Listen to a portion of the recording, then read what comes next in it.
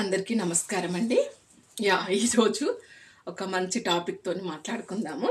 అసలు బంధాలు use and throw రకంగా ఎందుకు మారిపోతున్నాయో మీకు ఉదాహరణతో సహా వివరిస్తాను. పూర్వకాలంలో మనకు కుటుంబ వ్యవస్థ ఉమ్మడి కుటుంబాలుగా ఉండేది. చుట్టాలు రావడం పోవడం ఉండడం వలన పిల్లలకి బాధ్యత తెలిసి వచ్చేది. ఇప్పుడు అలా లేదు కదా, చిన్న కుటుంబాలు అయిపోయాయి, అపార్ట్మెంట్స్ కల్చర్ అయిపోయింది. సో ఎవరిని నమ్మాలో ఎవరిని నమ్మకూడదో తెలియదు. పిల్లలని క్రష్లో వదిలేస్తున్నారు. అలా వదిలేయకపోయినా పిల్లల్ని ఒకరినే కంటున్నారు. ఇద్దరిని కన్నా వాళ్ళకు పక్క వాళ్ళతో సంబంధం ఉండట్లేదు. చదువు ఇదే అయిపోయింది. అసలు హాలిడేస్లో వచ్చినా మన బంధువుల ఇంటికి పోవట్లేదు. ఆ పల్లెటూరు అక్కడ ఏ సౌకర్యాలు లేవనేసి.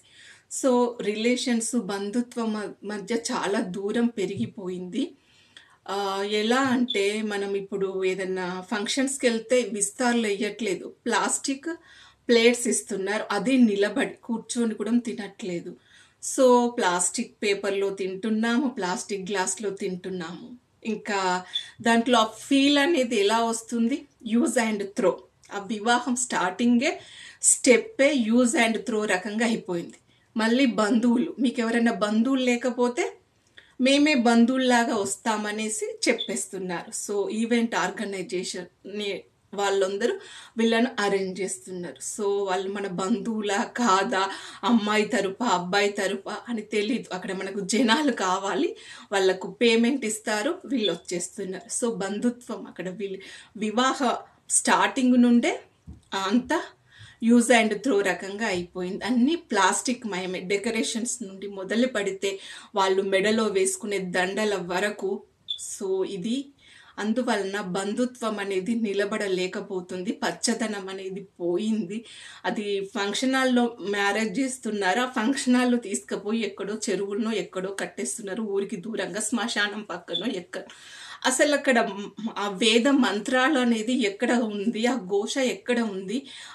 ఈవెన్ టెంపుల్స్లలోనైనా చేయాలి కదా, అలా చెయ్యట్లేదు మనం. ఇప్పటి కల్చర్ ఏంటి అంటే high culture, function halls. So ఆ విధంగానే అయిపోతున్నాయి. ఎంత స్పీడ్గా మనం వెళ్తున్నామో అంత స్పీడ్గా డౌన్ అయిపోతున్నాం. సో ఈ సత్యాన్ని గ్రహించాలి మీరు. ఇప్పటికైనా మీరు మీ ఊర్లో కాకుండా సిటీలోనైనా వేద మంత్రాలు ఎక్కడ జరుగుతాయో అక్కడికి వెళ్ళి వివాహాలను జరిపియండి. అప్పుడే ఆ బలం అనేది ఉంటుంది. మన వివాహ వ్యవస్థ ఎందుకు ఇలా పోతుంది, విడాకులు ఎందుకు పోతున్నాయి, మెచ్యూరిటీ ఎందుకు రావట్లేదంటే నాకు టైం లేదని ఇటు వీళ్ళు అటు వాళ్ళు. అసలు ఆ బాండింగ్ అనేది లేదు. ముందు ఆ బాండింగ్ పెంచుకునే ప్రయత్నాలు చేయండి.